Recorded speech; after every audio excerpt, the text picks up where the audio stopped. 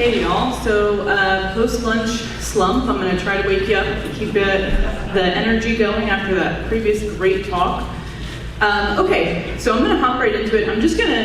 This is really an Asian Psyllid talk, and I'm going to do a couple things here. I'm going to review what I think are the best scouting tips. I know that you guys in the Valley aren't as familiar with this pest, and that's a good thing. And I also most of this talk is walking you through our research on our organic management, and that has been guided by the San Joaquin Valley Organic Citrus Committee. That's a grassroots effort here in the Valley. We came up with a document that's organic guidelines for production. And so I allowed them to sort of guide me through working through what they think are the best tools, and I'm trying to give a summary here of what we've really learned through all of these different trials. And then I have at the end an update on our new MAC scouting project in Southern California. So let's talk about scouting for Asian Psyllid. So I really think the key thing is targeting where they are likely to be. So they really need flush to reproduce. So that's going to be a target area of the plant that you're going to want to look at. And then field edges. So they're attracted to light. And because of the light coming, and it depends where the sun orients as well, but the areas that get the most sunlight are going to be where you're going to want to go first to look, either by visual sampling or tap sampling. And once you really do this consistently, if you end up encountering psyllids, you'll find that there will be hotspots. And returning to those hotspots is really key in tracking your population. And that's also true here in the Valley when they have found psyllids. They know that there's sort of regional hotspots. So this is a truth for these insects. So there's a couple nuances to this. And it really comes down to looking at the flush and understanding what you might find on the flush that could change the way that you find the psyllids. So in these photos here, these are different stages of flush. And in the first photo, all the way to the left-hand side, this is really tiny feather flush. This is where you're going to find lots of eggs, or your first set of eggs. And then the second middle photo is zoomed in. And you can see that when the leaves get slightly larger, they have this folding, almost taco-like shape. So you'll want to look inside of that leaf and see if you can find either early stage nymphs or eggs. And then in the final and third photo, all the way to the right-hand side, as this flush point expands, you'll see that the older nymphs are located sort of at the node of the leaf material. Okay, so now we're going to hop into organic management. And so the reason why I decided to focus on organic management in the San Joaquin Valley in this talk is because there's sort of an unprecedented shift in the Valley towards organic, and that has to do with consumer demand. So with that shift and with the threat of ACP, I think it's really important to start thinking about what management might look like if the Asian Psyllid arrives, and most importantly, why you want to be on top of it, and why this is a critical thing for the Valley. So from 2019 until now, I have had a huge focus in my lab in organic management. We've ran a trial almost every single year, and in this year we've ran 3. So we've learned a lot, and I'm hoping to convey what we've learned and additionally the mistakes that we've made with you here today. So there's a lot of challenges for organic management, but one of the really key ones that's on the horizon is rotation of chemistries should the psyllid get here. We really have very few products that have decent efficacy, and that's a critical issue. With these products, there's also very little residual activity, meaning that you really have to stay on top of your populations because you don't have materials that are going to necessarily go systemic. I know as a direct that's a really nuanced thing. I know people are doing it and getting it into plants, but I think little is widely known about that.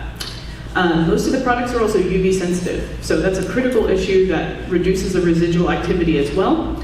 And like I said, we've just got an efficacy problem. These products tend to not be comparable in any way to the conventional products. So in a high infestation, meaning that you have many psyllids in your grove, you really have possibly at max a 14-day window of control from products that we've assessed. So let's start in 2019. This is, I had only been here a year, and I hopped into this with many different treatments. So what we were doing is that, this is actually the wrong information on this slide, so I'm going to go forward. So we basically looked at all these different treatments, and the real goal of this trial was to try to figure out how adjuvants influence the residuality of control against agent citrusillid. So we made some mistakes here. They're probably pretty obvious to you if you do anything with chemicals, but I'll explain to you, what we did learn despite those mistakes. So I have reduced this figure so that we're only looking up until a 12-day count. And so what we were looking at here is number of agent citrusillid nymphs per flush point. So we took 2 flush points per tree, and we looked at 10 different trees in each treatment. So what we're looking at here is essentially all of those different treatments. So the main thing here was switching out combinations of pyganic and entrust, and then certain additives, so impede, oil, azodirect, and then new film P. So what we can determine from this is that we really did not get very good control with any of them, but there were nuances to this. So your distribution across the field, as we were learning, is not going to be even for psyllids, and that's why you see in the last treatment, the pyganic new film P plus oil, you see no pre-count bar there, meaning that we applied that treatment, but there weren't any insects there to begin with. But you can see them start to come back or start to enter the field, very quickly with that 1 day after treatment. So there's a lot's going on here. So we made a lot of mistakes here. We used the wrong formulation of pyganic. We should have used EC 5.0. The water volume was way too low for the tree size, really low oil percentage at 0.5%. And this was our first bit of evidence that high infestations are near impossible to manage with these products. So this was just our first inkling, and we really firmed that out in the next couple trials here. So with that, in 2020 we had a freak heat wave in the fall, and it crashed our population, so we decided to do a greenhouse trial. Let's get a baseline for what these products look like. And so this is what we were looking at in the greenhouse. Similar, we isolated out the pyganic, since that seemed to be the focal product and what's most commonly used. And then we were looking at our different additives there, so 444 oil, azodirect, new film P, and impede. And we did this with a backpack sprayer, and we used the field rate, and they were pretty much treated to runoff. So what we were thinking here is that this is really the ideal application of the chemicals in ideal conditions in the greenhouse when you're reducing that UV pressure. And here's our results. So this was really, really helpful information for us, and I'll explain why in our next trials. So we basically allowed psyllids to lay eggs and become nymphs on small citrus plants. And then essentially what we did is we applied those treatments. And so what we're looking at here is the result. So that blue bar that's high and all the way until day 7 and goes out to day 14 is the untreated control. So that's a baseline of the psyllid maturing and becoming an adult from a population of over 70 eggs laid. So essentially what you're looking at here and why this figure is important is because that day 14 is important not just because of the product, but because of your generational cycle of insects. So you pretty much are going to see that it takes those 14 days for you to have nymph populations to treat and to work with. And the product that worked best in this was actually the pyganic EC 5.0 plus the azodirect. You can see in day 1 we had 0 nymphs remaining alive.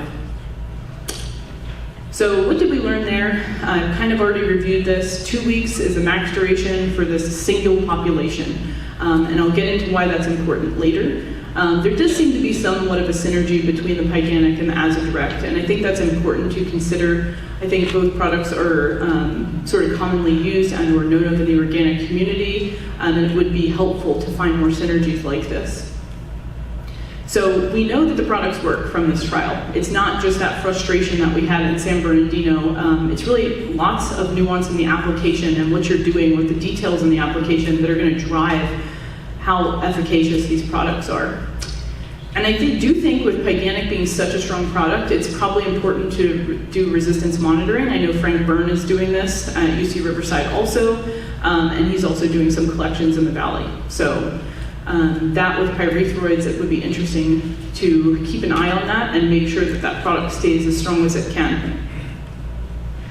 Okay, so this is our spring trial that we ran this year, and this was applied at 120 gallons per acre, and because I was having a grower apply it, I tend to go with what the grower does, because when I'm working with a grower on farm, I'm also working with them to try to teach them and optimize their method. So I went with his 120 gallons per acres. This was a high density planting in San Diego County.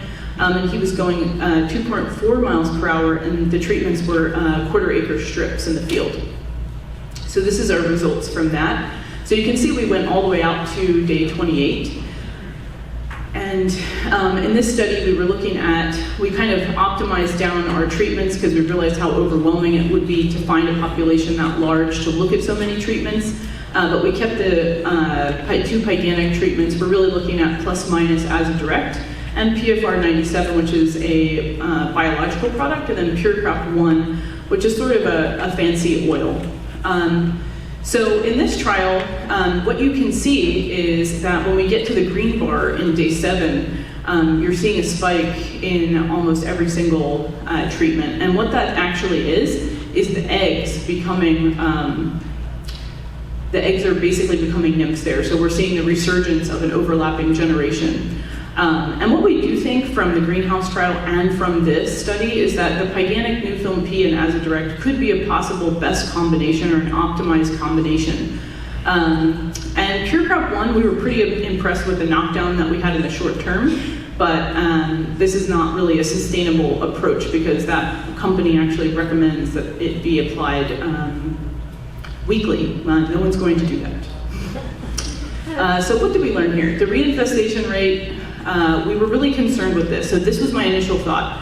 The psyllids are moving because they're getting control in some regions and moving back into the regions that have been cleared. So that was one of the theories that we came out of this with. And I do feel like when we applied this, we were in the best conditions that we possibly could be. It was high cloud cover and low temperatures very early in the morning in San Diego County. So I do feel confident that we were doing our best to optimize that part of the application. And after this, we were pretty sure like the water volume needs to go up at least double. So we ran another field trial this year. This is in different blocks, not lemons this time, but 11-year-old mandarins, same high density planting situation. But to sort of address that moving between those strip treatments, we were doing 5 to 8 acre blocks per treatment. And this time at 250 gallons per acre. And so we were looking at those same treatments, except I added in the 2% 440 oil to compare to Pure Crop 1. So again, we're looking at a nasty graph here. And I'm hoping that this data is pointing out to this crowd how difficult this is. This is not easy to manage with sort of what we have is the best of the best for organic products that we know of. And so the same issue is happening here in these whole block treatments. So when you start to get out and see the spikes happening around 14 days, 7 to 14 days, that's those eggs becoming nymphs, okay? So you're only actively controlling one population of nymphs. So this is our nymphs figure. And then let's move on to adults. So we saw much better control in the adults, but adults are mobile, right? So they can move and they can avoid, and this is tap sampling. So tap sampling is maybe not the most ideal way to sample psyllids in the sense that you're kind of shaking the tree and they may be there and they may not be there. So take that with a grain of salt. That's why I don't often present data on adults. However, what you're looking at here is that pyganic and new film P, as well as the azadirect, we've got a pretty low reduction of adults. It's interesting that just the new film P treatment here for adults seems to look better. But maybe when you start to look at the 440 oil and how well it seems to control up until that next generation, it definitely looks like that's working better than Pure Crop. So those 440 oil treatments are important at that 2% rate when you can do it, when it's not too hot, when it's not going to fry the plants. So based on this graph, we determined that the movement between our sort of treatment strips wasn't really the issue. It's really this issue of generational overlap. And so that's a really bad thing because you're only really controlling one generation. And that's a problem because you just have another one right there that's turning over. And so this is my sort of message to the valley is like, don't let this insect propagate to this level here. It's, There's consumer demand for organics. It's important to corner that market. Let's not lose stamina with that by letting this pest infest this region. So control of the eggs is a critical next frontier. Maybe there's something you could tank mix with, that new film, Pyganic as a direct treatment to also take care of those eggs. And so I think that's really the next frontier of this work, is to get something more comprehensive that can take care of the entirety of what's there. It's also possible that quick repeated applications may be necessary. So maybe, you go in with that 440, 2% oil and then follow up in a week or two with the Pyganic new film and as a direct. That's just the nature of what it seems like when you get to this multi-generational overlap. And then of course, water volume is critical. This is more of an issue that I have to deal with in Southern California. I think that San Joaquin Valley growers are very well versed in the water volume issue and tree coverage. So let's get into the conclusions from this. So we really believe that the Pyganic as a direct and new film may be more effective than Pyganic alone, and that's advantageous because we want to get the best control possible when we're applying a treatment. We did think that Pure Crop 1 had quick knockdown for an oil-based product. Again, we need as many things as we possibly can to rotate. So, I have talked a lot about ACP. We are running a scouting project right now where we're actually vacuuming insects off of trees in Ventura County, Riverside, San Bernardino, and San Diego. And the point of this project is a couple things. We originally set out to try to determine if there's HLB incidence in those ACP populations in commercial groves. What is the phenology of that? So we did find it, and there's certain times a year where this is more important. And then also determining just the number of ACP color morphs. So this is just sort of a small detail for nerdy entomologists. We just want to know about those color morphs and how they vary. It's connected back to the biology. So I'm happy to announce, though, that to date we've tested many insects, multiple thousands, and we haven't found any HLB positive psyllids. So this is good news that I can take you to match with very bad news in the LA basin where there's just a persistent growth of the HLB there. And so that's it for me today, and I would like to thank all of you. I'm not sure if everyone in the room knows. I certainly found out that Nick Brandt didn't. But I'm leaving at the end of 2021. I'm taking a position to go study apples in New York. But I want to thank the industry, especially Citrus Research Board. I have made so many great connections here with people in the industry in every different level, whether it's PCAs, chemical reps, people that are growers. I have made amazing connections here, and I will miss this industry. So with that, I will take any questions.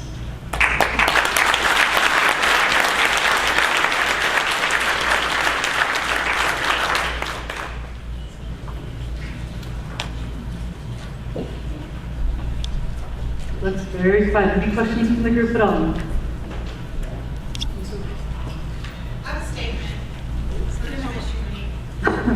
I know, I'm going to miss you guys too.